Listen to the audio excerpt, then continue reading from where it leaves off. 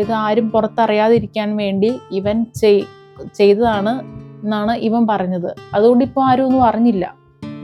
ഇവൻ സുഖമായിട്ട് ഇപ്പം വീട്ടിൽ പുതപ്പും പുതച്ചിങ്ങനെ കടന്നുറങ്ങുമല്ലേ.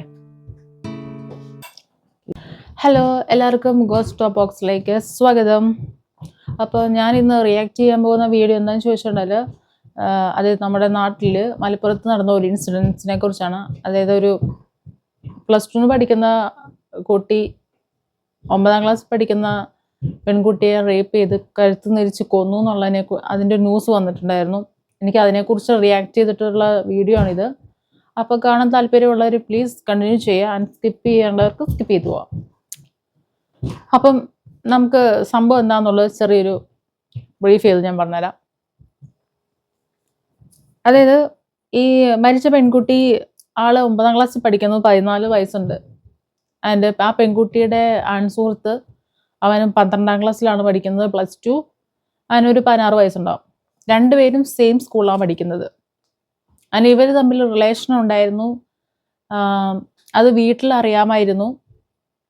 ഇവൻ ആ പെൺകുട്ടിയുടെ വീട്ടിൽ ഇടയ്ക്ക് ചെല്ലും. അതിനുശേഷം പിന്നെ ഇവൻ പ്രശ്നങ്ങളൊക്കെ ഉണ്ടാക്കാൻ തുടങ്ങി. ആൻഡ് ഇവൻ്റെ ശല്യം കാരണം ഈ പെൺകുട്ടിയുടെ അമ്മയാണ് അടുത്തുള്ള ഒരു പോലീസ് സ്റ്റേഷനിൽ പോയിട്ട് കംപ്ലൈൻ്റ് ഒക്കെ കൊടുത്തത്. അങ്ങനെ അത് കുറച്ച് കഴിഞ്ഞ് ഇവൻ പിന്നെ സ്കൂളിലൊന്നും വരാറായി. ഇവൻ്റെ ബിഹേവിയറൊക്കെ ഈ പെൺകുട്ടിക്ക് ഭയങ്കരമായിട്ട് പേടിയുണ്ടാക്കി. ഈ പെൺകുട്ടി അതിനുശേഷം മെല്ലെ ഇവനുമായിട്ടുള്ള റിലേഷൻ ബ്രേക്കപ്പ് ചെയ്യാനായിട്ട് തീരുമാനിച്ചു. അത് അവനോട് പറഞ്ഞു. അത് അവനെ ആക്സെപ്റ്റ് ചെയ്യാൻ പറ്റിയില്ല. അപ്പം അവൻ വിചാരിച്ചു ഈ പെൺകുട്ടിക്ക് വേറെ റിലേഷനുണ്ട്. അതുകൊണ്ടാണ് ഇവൻ ഈ പെൺകുട്ടിയെ കൊന്നതെന്നാണ് പറഞ്ഞത്. ഈ പെൺകുട്ടിയെ കൊല്ലുന്നതിന് മുന്നേ ഇവൻ റേപ്പ് ചെയ്തിട്ടുണ്ടായിരുന്നു. റേപ്പ് ചെയ്തതിന് ശേഷം ഈ പെൺകുട്ടി വീട്ടിൽ പറയുമെന്ന് പറഞ്ഞപ്പം ഇവൻ പേടിച്ചു. അന്നേരമാണ് ഇത് ആരും പുറത്തറിയാതിരിക്കാൻ വേണ്ടി ഇവൻ ചെയ്തതാണ് എന്നാണ് ഇവൻ പറഞ്ഞത്. അതുകൊണ്ട് ഇപ്പോൾ ആരും ഒന്നും അറിഞ്ഞില്ല. ഇവൻ സുഖമായിട്ട് ഇപ്പം വീട്ടിൽ പുതപ്പും പുതച്ചിങ്ങനെ കടന്നുറങ്ങുമല്ലേ. ഞാൻ ചോദിക്കുന്നത്, ഒരാൾക്ക് ഒരാൾ ഇഷ്ടമില്ല എന്ന് പറഞ്ഞ് റിജക്റ്റ് ചെയ്ത് വിചാരിച്ചുകൊണ്ട് ഓപ്പോസിറ്റ് ഒരാളെ കൊല്ലുകയാണോ വേണ്ടത്? ഈ ലോകത്ത് സ്നേഹിക്കാനും സ്നേഹിക്കപ്പെടാനും ഒരാൾ മാത്രമേ ഉള്ളൂ. ഈക്വലായിട്ട് രണ്ടുപേർക്കും കൺസെൻറ്റോടെ ഈക്വലായിട്ട് അവർക്ക് മുന്നോട്ട് പോകാൻ പറ്റുമെങ്കിൽ മാത്രമേ ആ റിലേഷൻ മുന്നോട്ട് പോകത്തുള്ളൂ. ഒരാളെ ഫോഴ്സ് ചെയ്തിട്ട് എൻ്റെ കൂടെ നിൽക്കണം എന്ന് പറഞ്ഞാൽ ആ റിലേഷൻ അത്ര നന്നായിട്ട് പോയില്ല. പിന്നെ എന്തിനാ ഒരാളെ ഫോഴ്സ് ചെയ്ത് നിർത്താനായിട്ട് ശ്രമിക്കുന്നത്? എന്നാ ആ ലോകത്ത് ഈ പെൺകുട്ടി മാത്രമേ ഉള്ളൂ? അതുകൊണ്ടാണ് ഇവനിങ്ങനെ കിട്ടാത്തതുകൊണ്ടാണ് ഇവന് ആ പെൺകുട്ടീനെ കൊന്നത്? എനിക്ക് തോന്നുന്നില്ല ഇവനത് ഒറ്റയ്ക്ക് ചെയ്തെന്നുള്ളത്. ഓക്കെ, ഈ പെൺകുട്ടിയുടെ അമ്മ വർക്ക് ചെയ്യുന്നത് ആ സ്കൂളിനടുത്തുള്ള ഒരു ഷോപ്പിലാണ്. പതിവ് പോലെ ഈ പെൺകുട്ടിയുടെ അമ്മ രണ്ടുപേരും സ്കൂളിൽ കൊണ്ടാക്കി. ഇളയ കുട്ടി ക്ലാസ്സിൽ കയറി, ഈ കുട്ടി ക്ലാസ്സിൽ കയറിയില്ല. ഈ പറഞ്ഞ സ്ഥലത്തേക്ക് ഈ റെയിൽവേ സ്റ്റേഷനടുത്തുള്ള കുട്ടിക്കാട്ടിലോട്ടാണ് പോയത്. ഓൾറെഡി ഈ പെൺകുട്ടിക്ക് ഇവനെ പേടിയാ. അങ്ങനെ പേടിയുള്ള കുട്ടി എങ്ങനെയാണ് ഇവൻ്റെ കൂടെ പോയത്? അതൊരു ക്വസ്റ്റ്യൻ മാർക്കാണ്. അതിൻ്റെ ആൻസർ ഇതുവരെയായിട്ടും കിട്ടിയിട്ടില്ല. അതുപോലെ തന്നെ വേറൊരു കാര്യം, ഈ കുട്ടിയുടെ മൃതദേഹം കിടന്നത്, അതായത് വസ്ത്രം കൊണ്ട് പെൺകുട്ടിയുടെ 2 കൈയും കെട്ടിയിട്ടിട്ടുണ്ടായിരുന്നു എന്നാണ് പറഞ്ഞത്. ഇങ്ങനെ കെട്ടിയിടാനായിട്ട് ആ പെൺകുട്ടി എന്താ ഇങ്ങനെ നിന്ന് കൊടുത്താ? എൻ്റെ കൈ കെട്ടിക്കോ നീ, എന്നിട്ട് നീ എന്നെ റേപ്പ് ചെയ്ത് കൊന്നോന്ന് പറഞ്ഞ് ആ പെൺകുട്ടിയെ നിന്ന് കൊടുത്താ? എനിക്ക് തോന്നുന്നില്ല ഇവൻ ഒറ്റയ്ക്കാണ് ചെയ്തതെന്ന്. ഇവനത് ആ പെൺകുട്ടീനെ റേപ്പ് ചെയ്ത് കഴിഞ്ഞ് ഈ പെൺകുട്ടി വീട്ടിൽ പറയുമെന്ന് പറഞ്ഞപ്പോൾ ഇവൻ പേടിച്ചിട്ടാണ് ആ കുട്ടീനെ കൊന്നതെന്നാണ് ഇവൻ പോലീസിനോട് പറഞ്ഞത്. അവൾ വീട്ടിൽ പറയും, ആൾക്കാർ അറിയും എന്ന് വിചാരിച്ചിട്ടാണ് ഇവൻ കൊന്നത്. അതുകൊണ്ട് ഇപ്പം ആരും അറിഞ്ഞില്ലല്ലോ.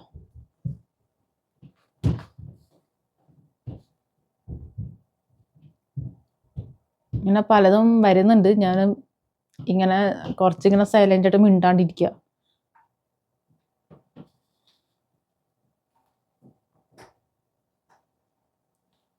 എന്നിട്ട് അവന് അത് പരിപാടിയെല്ലാം കഴിഞ്ഞ് നല്ല വിളിയായിട്ട് പിന്നെ അവിടെ അടുത്തുള്ള എന്ത് ധൈര്യം നോക്കണം, അടുത്തുള്ള വീട്ടിൽ ചെന്നിട്ട് പോയി വെള്ളം ചോദിച്ചു കുടിച്ച് എന്നിട്ട് വീട്ടിലെ അപ്പനെ ഫോണിൽ വിളിച്ചിട്ട് വരാൻ പറഞ്ഞു. എന്നിട്ട് അവൻ വീട്ടിൽ പോയി.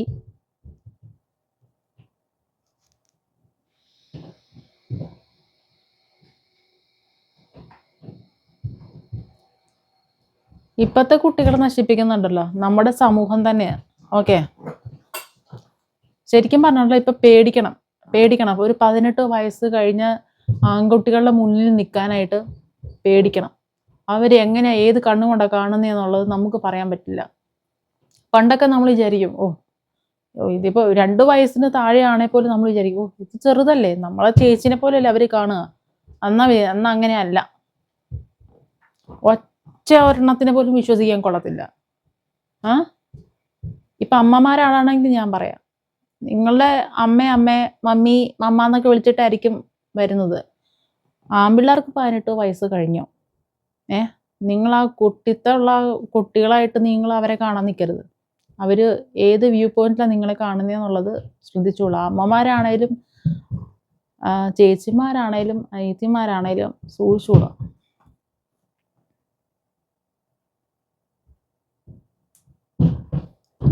ശരിക്കും പേടിയാ. ഈ കുട്ടികളെ നശിപ്പിക്കുന്നത് ഈ സമൂഹം തന്നെയാ. ഇപ്പം തന്നെ എന്താ പറയാ, എത്ര ആപ്പ് കോപ്പ് എന്നൊക്കെ പറഞ്ഞ് ഇറങ്ങിയിട്ടുണ്ട്. മര്യാദയ്ക്ക് ഈ കുട്ടികൾക്ക് വേണ്ട സെക്സ് എഡ്യൂക്കേഷൻസ് എന്തെങ്കിലും ഈ സ്കൂളുകളിൽ കൊടുക്കുന്നുണ്ടോ? എനിക്കറിയത്തില്ല ഉണ്ടത്. അത് കൊടുക്കേണ്ടത് നിർബന്ധമായിട്ടുള്ള ആവശ്യമുള്ള കാര്യമാണ്. പിന്നെ അതുപോലെ ഒരു കൗൺസിലർ അത് ആവശ്യമാണ്. നിങ്ങൾക്ക് തോന്നുന്നുണ്ടോ നിങ്ങളുടെ കുട്ടികൾ എല്ലാ കാര്യങ്ങളും നിങ്ങളോട് വന്ന് പേരൻസിനോട് വന്ന് ഷെയർ ചെയ്യുന്നുണ്ട് നിങ്ങൾക്ക് തോന്നുന്നുണ്ടോ? ഒരിക്കലും ഇല്ല. ഒരു പർട്ടിക്കുലർ ഒരു സ്റ്റേജ് കഴിഞ്ഞാൽ കുട്ടികൾക്ക് നിങ്ങളുടെ ആവശ്യമില്ല. അവരെന്ന് ഇൻഡിപെൻഡൻ്റ് ആയിട്ട് അവർ കാര്യങ്ങൾ ചെയ്തു തുടങ്ങുന്നു, പിന്നെ അവർ ആശ്രയിക്കുന്ന അവരുടെ ഫ്രണ്ട്സിനെ ആയിരിക്കും. അവർക്കായിരിക്കും കൂടുതൽ ഇവരുടെ കാര്യങ്ങൾ കൂടുതൽ അറിയുക. ആൻഡ് ഇത് സ്കൂളുകളിൽ ഒരു കൗൺസിലർ ഉള്ളത് വളരെ നല്ലൊരു കാര്യമാണ്. ഇപ്പോൾ എയ്ഡ്സിൻ്റെ ഈ കേരളത്തിൽ തന്നെ അന്ന് എടുത്ത് നോക്കിയിട്ടുണ്ടെങ്കിൽ ഇപ്പം പെർസെൻറ്റേജ് നോക്കിയിട്ടുണ്ടെങ്കിൽ കുട്ടികൾക്കാണ് എയ്ഡ്സ് കൂടുതൽ. ഈ സ്കൂളുകളിൽ ഈ സബ്ജക്റ്റുകൾ മാത്രമല്ല പഠിപ്പിക്കേണ്ടത്, ഇങ്ങനത്തെ കുറച്ച് കാര്യങ്ങൾ ഇൻക്ലൂഡ് ചെയ്യണം.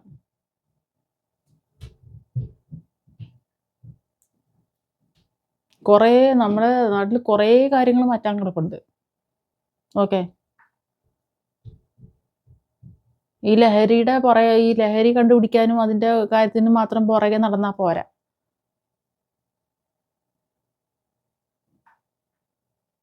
ഇപ്പോഴത്തെ പേരൻസിന് സമയമില്ലല്ലോ. നിങ്ങളുടെ കുട്ടികൾ സ്കൂളിൽ പോയിട്ട് വന്നിട്ട് അവിടെ എന്ത് സംഭവിച്ചു, അവിടെ പോയിട്ട് എന്ത് കാര്യം നടന്നു എന്നുള്ള ചോദിക്കാൻ പോലും സമയമില്ല. കാരണം എന്താ, ഫോണിൽ ഇങ്ങനെ കുത്തിപ്പിടിച്ച് നിൽക്കല്ലേ.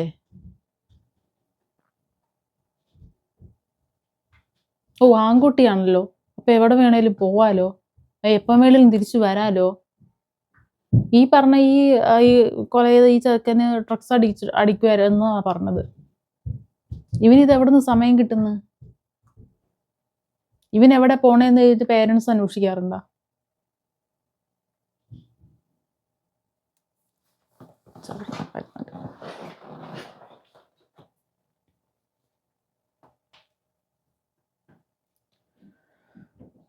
എന്തായാലും ആ പെൺകുട്ടിയുടെ പോസ്റ്റ്മോർട്ടം എന്തായാലും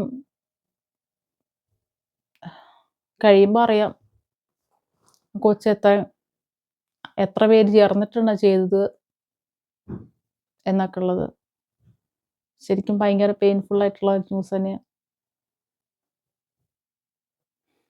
എനിവേ, ഇങ്ങനൊരു പ്രോബ്ലം വേറെ ആർക്കും വരാതിരിക്കട്ടെ. അതിൻ്റെ ആ പെൺകുട്ടിയുടെ വീട്ടുകാരുടെ ഒപ്പം സങ്കടത്തിൽ ചേരുന്നു. എന്ത് പറഞ്ഞ് ആശ്വസിപ്പിക്കാൻ നമുക്ക് പറ്റില്ല. കാരണം ആ ഒരു ലോസ് ഉണ്ടായത് അവരുടെ വീട്ടുകാർക്ക് മാത്രമാണ്. ഓക്കെ, സാരമില്ല പോട്ടെ എന്നൊന്നും നമുക്ക് പറയാനൊന്നും പറ്റുന്ന കാര്യമല്ല, വിഷയമല്ല. ഓക്കെ, ഞാൻ സൈൻ ഔട്ട് ചെയ്യാണ്. അപ്പം നമുക്ക് അടുത്ത നെക്സ്റ്റ് റിയാക്ഷൻ വീഡിയോയിലോട്ട് കാണാം. Okay, by.